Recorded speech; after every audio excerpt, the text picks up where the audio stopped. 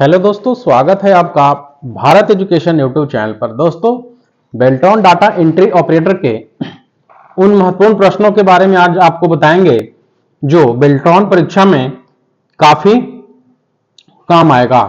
तो दोस्तों, हम चलते हैं उन महत्वपूर्ण प्रश्नों की ओर।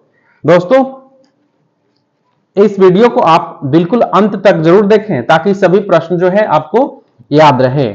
और दोस्तों, यदि आप इस चैनल पर नए हैं तो सबसे पहले इस चैनल को सब्सक्राइब कर लें ताकि बेल्ट्रॉन डाटा एंट्री ऑपरेटर का परीक्षा जो है और उसमें जो प्रश्न पूछा जाएगा वह इस चैनल के जितने भी प्रश्न हैं उसके अंतर्गत ही आएगा। तो दोस्तों, हम चलते हैं प्रश्न की ओर। पहला प्रश्न है, HTML कोड किस पर लिखा जाता है? दोस्तों, आपको बताना है कि HTML कोड किस पर लिखा जाता है। ए ऑप्शन है नोटपैड, बी है वर्डपैड, सी है बोथ और डी है नन ऑफ दिस, यानी इनमें से कोई नहीं। दोस्तों, यदि आपको इसका उत्तर पता है तो आप हमें कमेंट करके बताएं कि HTML कोड जो है किस पर लिखा जाता है। दोस्तों, इसका राइट उत्तर जो होगा वह नोटपैड होगा, यानी HTML कोड जो है वह नोटपैड पर लिखा जाता है, यानी इसका राइट उत्तर जो है ऑप्शन ए होगा। अगला प्रश्न है, CMS का पूरा नाम क्या है? ऑप्शन ए है content management system, control management system, content maintenance system या नन ऑफ दिस। दोस्तों, CMS का पूरा नाम क्या है? यह प्रश्न काफी इंपॉर्टेंट है, आप इन प्रश्नों को जरूर याद रखें। दोस्तों, CMS का जो फुल फॉर्म है या पूरा नाम है वह क्या है? तो इसका राइट उत्तर होगा कंटेंट मैनेजमेंट सिस्टम। दोस्तों, इसका ए ऑप्शन जो है बिल्कुल करेक्ट आंसर हो जाएगा। नेक्स्ट है, वेबसाइट में नेविगेट करने के लिए यूजर को कहां जाना आवश्यक है? URL पर, www पर, PPP पर या नन ऑफ दिस, यानी इनमें से कोई नहीं। दोस्तों, वेबसाइट में नेविगेट करने के लिए यूजर को कहां जाना आवश्यक है? यदि आपको उत्तर पता है तो आप हमें कमेंट करके जरूर बताएं कि वेबसाइट में नेविगेट करने के लिए यूजर को कहां जाना आवश्यक है। तो कहां जाना आवश्यक है? तो URL पर, यानी ऑप्शन ए इसका राइट उत्तर हो जाएगा। दोस्तों, यह प्रश्न जो है वेरी इंपॉर्टेंट है। आप जो भी हम प्रश्न आपको बता रहे हैं वह सभी प्रश्न को याद रखें ताकि बेल्ट्रॉन डाटा एंट्री ऑपरेटर में प्रश्न आए तो आप आसानी से उसे बना सके। दोस्तों, अगला प्रश्न देखते हैं। अगला है, वेब पेज का एक वर्ड जिसे क्लिक करने पर दूसरा डॉक्यूमेंट खुलता है उसे क्या कहते हैं? ए है हाइपरलिंक, बी है रेफरेंस, सी है TCP और डी है HTTP। दोस्तों, वेब पेज का एक वर्ड जिसे क्लिक करने पर दूसरा डॉक्यूमेंट खुलता है उसे क्या कहते हैं? तो दोस्तों, उसे क्या कहते हैं? तो उसे हाइपरलिंक कहते हैं, यानी ऑप्शन ए इसका करेक्ट आंसर हो जाएगा। नेक्स्ट प्रश्न है, इंटरनेट से जुड़े कंप्यूटरों को पता देने वाली प्रणाली है, यानी क्या है? ए है ENS, बी है RNS और सी है INS और डी है DNS। दोस्तों, इंटरनेट से जुड़े कंप्यूटरों को पता देने वाली प्रणाली है, कौन सा है? तो डोमेन नेम सिस्टम, यानी डी जो ऑप्शन है यह बिल्कुल करेक्ट आंसर हो जाएगा। दोस्तों, यह भी प्रश्न जो है वेरी इंपॉर्टेंट है, आप इन प्रश्नों को जरूर स्मरण में रखें। अगला प्रश्न है,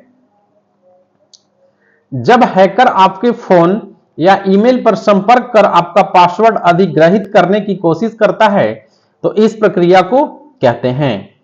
स्पूफिंग, फिशिंग, स्पैमिंग या बगिंग। दोस्तों, जब हैकर आपके फोन या ईमेल पर संपर्क कर आपका पासवर्ड अधिग्रहित करने की कोशिश करता है तो इस प्रक्रिया को क्या कहते हैं? यदि इसका आपको उत्तर पता है तो आप हमें कमेंट में जरूर बताएं। दोस्तों, इसका राइट उत्तर जो होगा वह ऑप्शन बी यानी फिशिंग होगा। इस प्रश्न का करेक्ट आंसर ऑप्शन बी यानी फिशिंग हो जाएगा। अगला प्रश्न है, निम्न में से कौन सा डोमेन व्यापार में प्रयोग किया जाता है? दोस्तों यह प्रश्न जो है आप सभी लोग को पता होना चाहिए कि निम्न में से कौन सा डोमेन व्यापार में प्रयोग किया जाता है। ए है .com, बी है .org, सी है .mil और डी है .net। दोस्तों डोमेन व्यापार में प्रयोग किया जाता है, तो इसका राइट उत्तर जो होगा वह ऑप्शन ए यानी .com जो है यह व्यापार में उपयोग किया जाता है या प्रयोग किया जाता है। तो इसका करेक्ट आंसर जो है ऑप्शन ए हो जाएगा। नेक्स्ट प्रश्न है, www के आविष्कारक तथा प्रवर्तक हैं। दोस्तों आपको बताना है कि www के आविष्कारक तथा प्रवर्तक कौन हैं। यह प्रश्न जो है आप लोगों को पता होना चाहिए, यह प्रश्न काफी प्रचलित है और अधिकतर परीक्षाओं में यह प्रश्न जो है पूछा जाता है। तो ए ऑप्शन है बिल गेट्स, बी है मार्क जुकरबर्ग, सी है टिम बर्नर्स-ली और डी है एन रसेल। दोस्तों मुझे ज्ञात है कि आप सभी को इसका उत्तर पता होगा और यदि आपको पता है तो आप हमें कमेंट करके बताएं कि इसका उत्तर कौन सा ऑप्शन हो जाएगा। दोस्तों तो हम बता दें आपको कि इसका राइट उत्तर जो होगा वह ऑप्शन सी होगा यानी www वर्ल्ड वाइड वेब के जो आविष्कारक तथा प्रवर्तक हैं वह कौन है? तो टिम बर्नर्स-ली, यानी इसका करेक्ट आंसर जो होगा ऑप्शन सी हो जाएगा। अगला प्रश्न है, इंटरनेट का उपयोग करके लोगों से संपर्क करने के लिए आप प्रायः उनके किसका प्रयोग करते हैं? ए है यूजर नेम, बी है ईमेल एड्रेस, सी है डोमेन नेम और डी है पासवर्ड। तो दोस्तों आप हमें कमेंट करके इसका उत्तर बताएं यदि आपको पता है तो, कि इंटरनेट का उपयोग करके लोगों से संपर्क करने के लिए आप प्रायः उनके किसका प्रयोग करते हैं। तो इसका राइट आंसर जो होगा दोस्तों वह ईमेल एड्रेस होगा, यानी लोगों से संपर्क करने के लिए आप ईमेल एड्रेस का प्रयोग करते हैं। दोस्तों यह प्रश्न जो है काफी वेरी इंपॉर्टेंट है, आप इन प्रश्नों को जरूर याद रखें। अगला प्रश्न है, मेल मर्ज जिस टैब के अंतर्गत आता है उसका शॉर्टकट कुंजी क्या है? Alt P, alt S, alt M और अल्ट आर। दोस्तों मेल मर्ज में बहुत ही इंपॉर्टेंट प्रश्न है, मेल मर्ज में जिस टैब के अंतर्गत आता है उसका शॉर्टकट कुंजी क्या है दोस्तों? तो इसका शॉर्टकट कुंजी होता है अल्ट प्लस एम, यानी अल्ट एम का उपयोग करके हम मेल मर्ज टैब में जा सकते हैं या इसके अंतर्गत जो है आता है। तो इस प्रश्न का करेक्ट आंसर जो है ऑप्शन सी हो जाएगा, यानी अल्ट एम का मेल मर्ज में के अंतर्गत आता है तो अल्ट प्लस एम। अगला प्रश्न है, एमएस वर्ड में ग्रीटिंग लाइन ऑप्शन किस टैब के अंतर्गत आता है? दोस्तों यह भी आपका वेरी इंपॉर्टेंट प्रश्न है और यह कई बार बेल्ट्रॉन एग्जाम में आ चुका है और इस बार भी आ सकता है। तो दोस्तों इस प्रश्न को भी आप जरूर याद रखें। ऑप्शन है ए होम टैब, बी है रिव्यू टैब, सी है मेलिंग टैब और डी है व्यू टैब।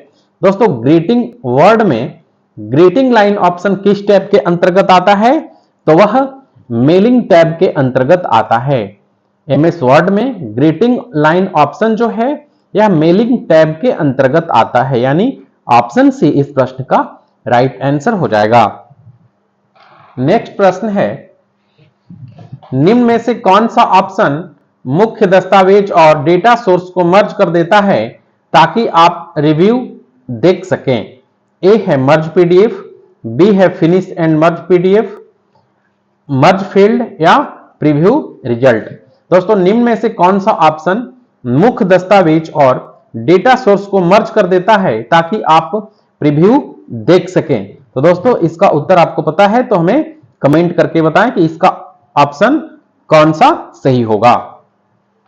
तो इसका राइट उत्तर जो होगा दोस्तों वह ऑप्शन डी होगा, यानी प्रीव्यू रिजल्ट जो है यह मुख्य दस्तावेज और डेटा सोर्स को मर्ज कर देता है ताकि आप प्रीव्यू देख सकें। वह प्रीव्यू रिजल्ट जो है इसका करेक्ट आंसर हो जाएगा।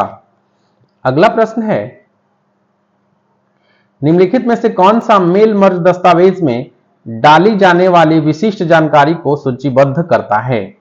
ए है मेन डॉक्यूमेंट, बी है डाटा सोर्स, सी है मेलिंग और डी है मर्ज फील्ड। दोस्तों एक बार प्रश्न को फिर से पढ़ लेते हैं कि निम्नलिखित में से कौन मेल मर्ज दस्तावेज में डाली जाने वाली विशिष्ट जानकारी को सूचीबद्ध करता है? तो दोस्तों कौन करता है? तो इसका करेक्ट आंसर जो है ऑप्शन बी होगा, यानी डाटा सोर्स जो है यह मेल मर्ज दस्तावेज में डाली जाने वाली विशिष्ट जानकारी को सूचीबद्ध करता है। कौन? Data source. इसका बी ऑप्शन राइट हो जाएगा। नेक्स्ट प्रश्न है, निम्नलिखित में से कौन पर्सनल डॉक्यूमेंट बनाने के लिए दस्तावेज को नेम एंड एड्रेस की लिस्ट के साथ मर्ज करता है? ए है मेन डॉक्यूमेंट, बी है डाटा सोर्स, सी है मेल मर्ज और डी है मर्ज फील्ड। दोस्तों आपको बताना है कि पर्सनल डॉक्यूमेंट बनाने के लिए दस्तावेज को नेम एंड एड्रेस की लिस्ट के साथ मर्ज करता है। तो कौन करता है? तो दोस्तों इसका करेक्ट आंसर होगा मेल मर्ज, यानी ऑप्शन सी इसका राइट उत्तर हो जाएगा। दोस्तों यह भी प्रश्न काफी महत्वपूर्ण है, आप इन प्रश्नों को जरूर याद रखें। नेक्स्ट प्रश्न है, एमएस वर्ड में किस प्रकार की फाइल नहीं बनाई जाती है?